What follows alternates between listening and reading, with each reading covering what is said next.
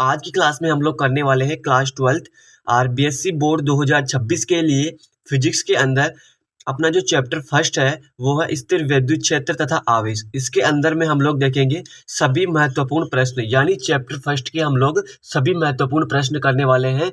MCQ and देखेंगे अति लघुतरात्मक प्रश्न, यानी एक लाइन वाले सवाल। तो दोस्तों आप लोगों को क्या करना है, वीडियो को एंड तक वॉच करना है। और जिस स्टूडेंट ने एंड तक वीडियो देख लिया और ये सभी सवाल कर लिए, तो मैं प्रॉमिस के साथ कह सकता हूँ, 100% श्योरिटी के साथ मैं कह सकता हूँ कि दोस्तों अगर इस चैप्टर में से कोई एमसीक्यू या फिर अति लघुतरात्मक कोई प्रश्न आया तो आप लोग उसे डेफिनेटली 100% कर पाओगे, क्योंकि मैंने वो सारे प्रश्न इंक्लूड कर लिए हैं जो परीक्षा की दृष्टि से इम्पोर्टेंट है। तो आप लोगों को अच्छी तरीके से इसे देखना है, ध्यान से समझना है और वीडियो में एंड तक बने रहना है। तो चलिए फ्रेंड शुरू करते हैं बिना कोई टाइम वेस्ट किए हुए। तो आपको क्या करना है, वीडियो को लाइक और चैनल को सब्सक्राइब कर दीजिए और बेल आइकन को भी प्रेस कर देना। तो चलिए शुरू करते हैं। अपने पास में दोस्तों सबसे पहला जो क्वेश्चन दिया गया है, सबसे पहला क्वेश्चन है विद्युत आवेशों के मध्य लगने वाले बलों से संबंधित नियम कौन सा है। तो अपने पास में क्वेश्चन नंबर फर्स्ट है।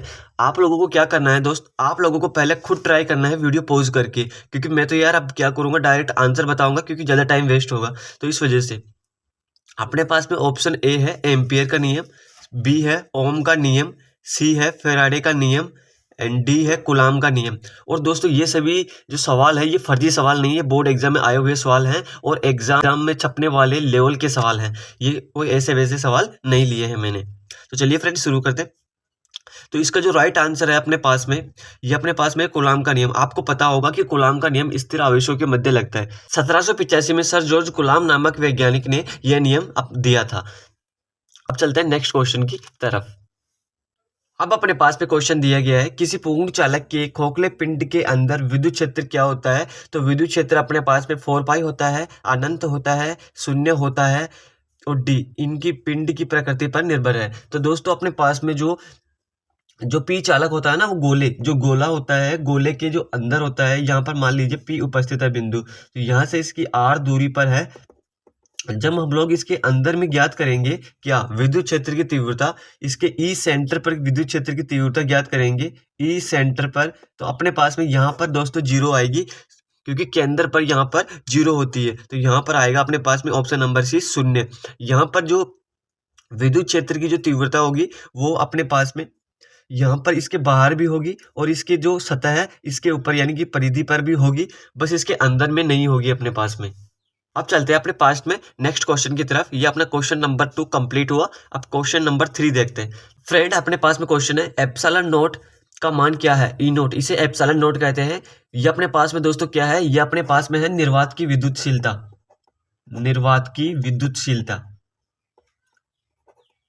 ये अपने पास में निर्वात की विद्युतशीलता होती है। तो अब हम लोगों को इसका मान ज्ञात करना है। इसका मान क्या होता है, option A 9 × 10⁻9 newton metre square upon coulomb square, option B 6.03 × 10⁻23 coulomb square upon newton metre square, C है 8.85 × 10⁻⁻12 कूलाम स्क्वायर बटा न्यूटन मीटर स्क्वायर, और ऑप्शन नंबर डी है अपने पास में नन ऑफ दीज।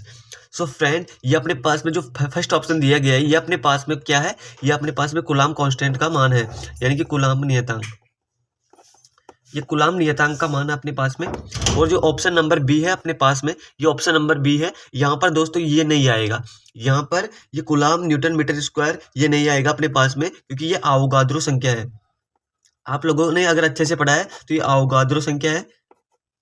और जो ऑप्शन नंबर सी है वो अपने पास में इस क्वेश्चन का राइट आंसर होने वाला है, क्योंकि एप्सिलॉन नोट का जो मान होता है वो 8.85 × 10⁻⁻12 न्यूटन कूलाम स्क्वायर बटा न्यूटन मीटर स्क्वायर होता है। तो ये अपने पास में क्वेश्चन नंबर 3 भी कंप्लीट हुआ। आई होप आप लोगों को समझ में आया है। क्वेश्चन नंबर 4 है, यदि आवेशित कणों के मध्य की दूरी आधी कर दी जाती है तो कणों के मध्य बल कितना होगा, ये अपने पास में आप लोगों को बताना है। ए 1/4, ऑप्शन बी आधा, ऑप्शन सी 4 गुना और ऑप्शन डी 2 गुना। तो दोस्तों इस क्वेश्चन को हल करने के लिए अपने पास में जो कूलाम फोर्स होता है वो होता है F is proportional to 1/r²। Coulomb force का जो फॉर्मूला होता है वो होता है अपने पास में F equals to K Q1 Q2 बट्टे r²। बट दोस्तों हम लोगों को यहाँ पर r² से मतलब है, तो इस वजह से हम लोगों ने यहाँ पर यही लिया है। तो जब हम लोग इसे करेंगे आगे तो F1 बटा F2 इक्वल्स टू अपने पास में होगा यहाँ पर R2 का स्क्वायर बट्टे R1 का स्क्वायर। तो यहाँ पर इस प्रकार, क्योंकि इन दोनों आवेशित कणों के मध्य की दूरी आधी कर दी जाती है, तो कणों के मध्य बल कितना होगा, यानी कि R2 है ना, इसे R1/2 लिख देंगे। इसके बीच की दूरी हम लोग क्या करेंगे, अब आधी करेंगे। तो यहाँ पर F1 बटा F2 इक्वल्स टू अपने पास में होगा, यानी R1/2। R2 की जगह पर हम लोग क्या करेंगे, इसकी दूरी आधी करनी, तो R1 का स्क्वायर बट्टे R1 का स्क्वायर, नीचे ऐसे कैसे है ही। तो अपने पास में यहाँ पर हम लोग जब इसे सोल्व करेंगे तो अपने पास में आएगा 1/4, और यहाँ पर जी R1 से R1 कैंसिल आउट हो जाएगा, और अपने पास में यहाँ पर बचेगा F2 equals to 4F1। F2 equals to 4F1। तो अपने पास में ये क्या हुआ, ये अपने पास में 4 गुना हो गया, 4 गुना हो गया। तो ये आपका इसका राइट आंसर है।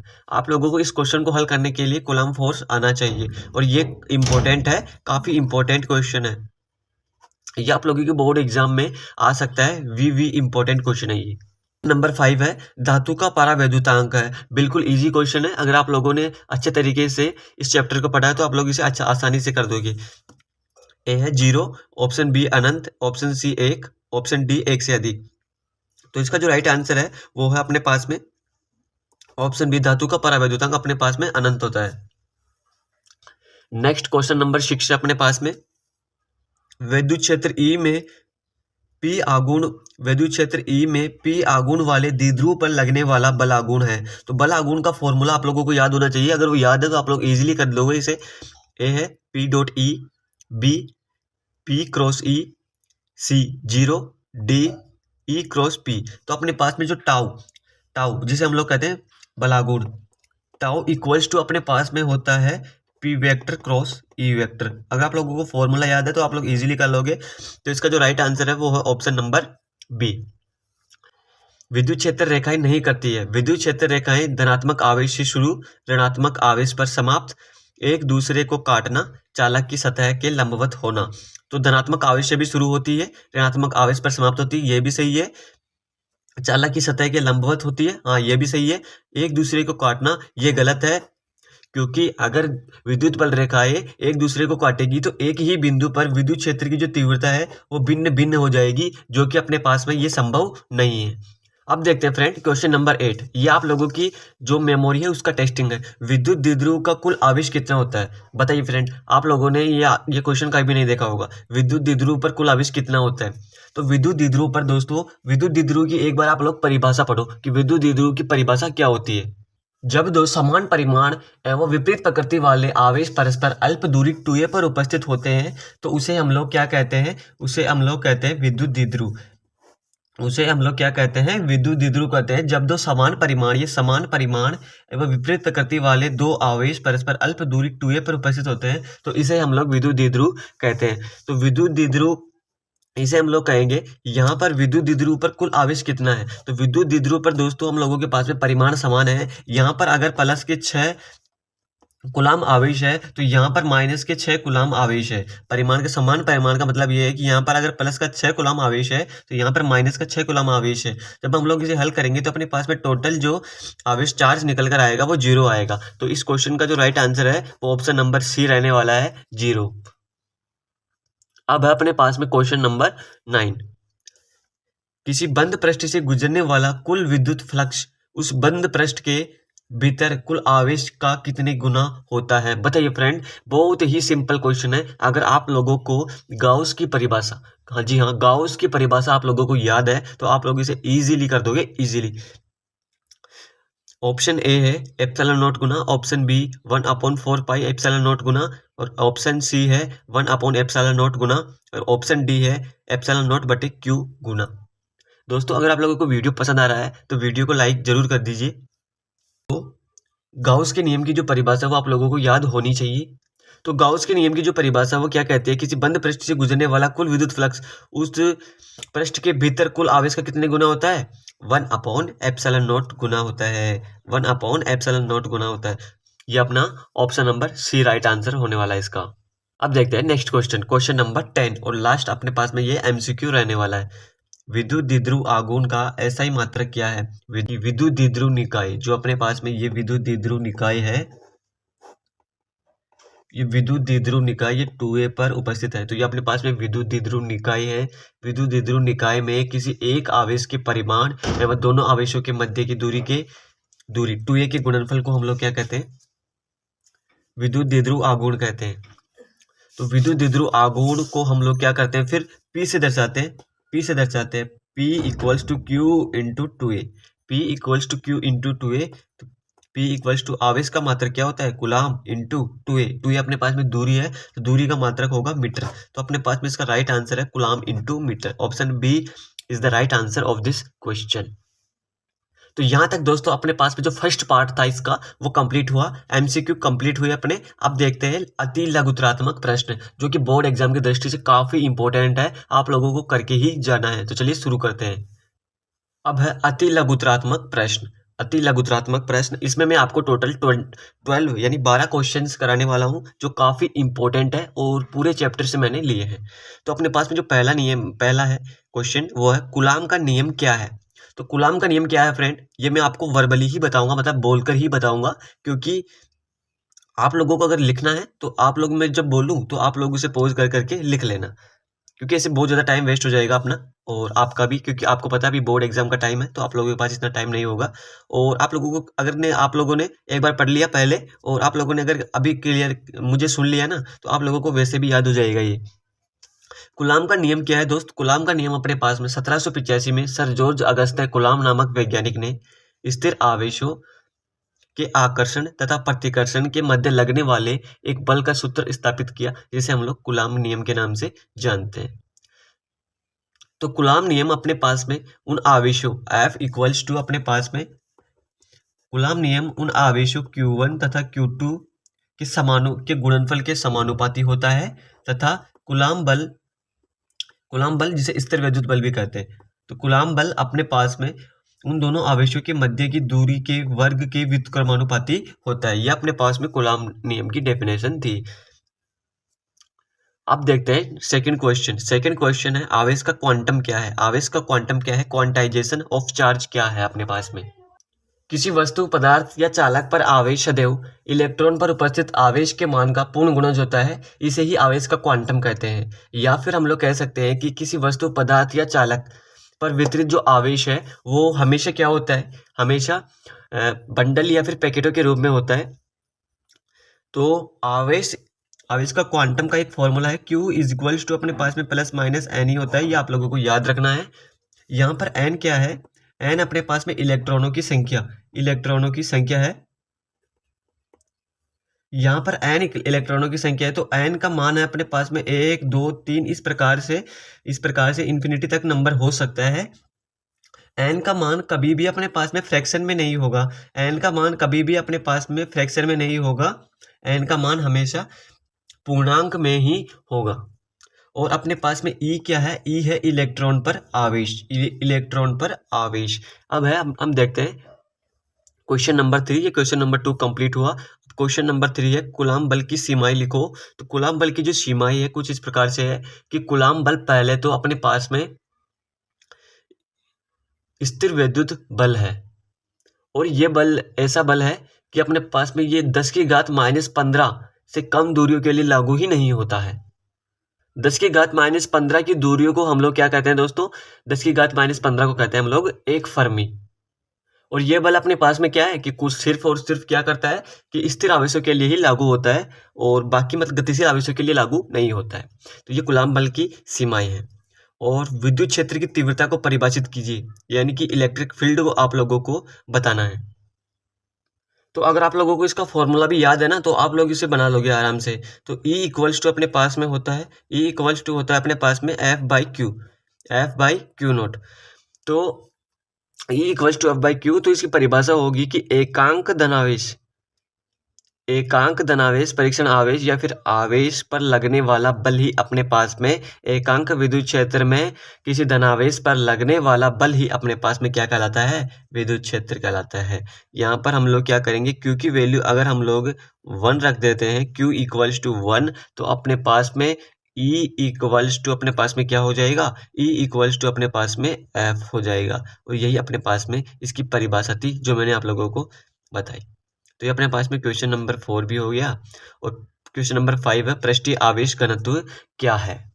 किसी पटल के इकाई क्षेत्रफल पर वितरित आवेश की जो मात्रा होती है उसे ही हम लोग क्या कहते हैं? पृष्ठीय आवेश घनत्व कहते हैं। पृष्ठीय आवेश घनत्व को सिग्मा से दर्शाया जाता है अपने पास में, और इसका जो फॉर्मूला होता है वो होता है dq/ds। अब जब हम लोग इसका मात्रक देखते हैं तो इसका मात्रक होगा दोस्तों अपने पास में dq, कुलाम का जो मात्रक होता है, आवेश का मात्रक कुलाम हो गया, और ds अपने पास में क्षेत्रफल है तो इसका मात्रक होगा मीटर स्क्वायर। तो कुलाम बटे मीटर स्क्वायर इसका मात्रक हो गया, और अपने पास में ये अदिश राशि होती है पृष्ठीय आवेश घनत्व। तो पृष्ठीय आवेश घनत्व क्या है? किसी पटल के इकाई क्षेत्रफल पर वितरित आवेश की मात्रा पृष्ठीय आवेश घनत्व कहलाती है। अब चलते हैं अपने पास में नेक्स्ट क्वेश्चन की तरफ। तो नेक्स्ट क्वेश्चन अपने पास में क्वेश्चन नंबर 6, गाउस के नियम का गणितीय रूप लिखो। गाउस के नियम का आप लोगों को सिर्फ फॉर्मूला लिखना है। तो गाउस के नियम का फॉर्मूला क्या होता है? phi equals to E dot ds। phi equals to E dot ds अपने पास में होगा sigma q upon epsilon naught. ये अपने पास में गाउस के नियम का मैथमेटिकल फॉर्म है। अब देखते हैं विद्युत द्विध्रुव की परिभाषा लिखो, जो मैंने आप लोगों को बताई थी। यदि दो समान परिमाण एवं विपरीत प्रकृति वाले दो आवेश परस्पर अल्प दूरी 2a पर उपस्थित होते हैं तो उसे हम लोग क्या कहते हैं? उसे हम लोग विद्युत द्विध्रुव कहते हैं। परावैद्युतांक क्या है? तो परावैद्युतांक होता है अपने पास में माध्यम की विद्युतशीलता तथा निर्वात की विद्युतशीलता के अनुपात को ही हम लोग क्या कहते हैं? परावैद्युतांक। परावैद्युतांक एप्सिलॉन r कहते हैं। अब देखते हैं फ्रेंड, गाउस का नियम लिखो। तो गाउस का नियम क्या होता है? बोर्ड एग्जाम की दृष्टि से very very very important question है ये। गाउस के नियम अनुसार दोस्तों क्या है कि गाउस के नियम अनुसार किसी बंद पृष्ठ से निर्गत कुल फ्लक्स उस बंद पृष्ठ में समाहित समस्त आवेशों के बीजगणितीय योग तथा निर्वात की विद्युतशीलता के अनुपात के समानुपाती या तुल्य होता है। इसे हम लोग कहते हैं गाउस का नियम। किसी बंद पृष्ठ से निर्गत कुल फ्लक्स उस बंद पृष्ठ में समाहित समस्त आवेशों के बीजगणितीय योग तथा निर्वात की विद्युतशीलता के अनुपात के तुल्य होता है। इसे ही हम लोग क्या कहते हैं? गाउस का नियम। आवेश का सबसे बड़ा मात्रक क्या होता है? आवेश का सबसे बड़ा मात्रक क्या होता है? आप में से बहुत से स्टूडेंट हैं जिसको इसका आंसर पता नहीं है।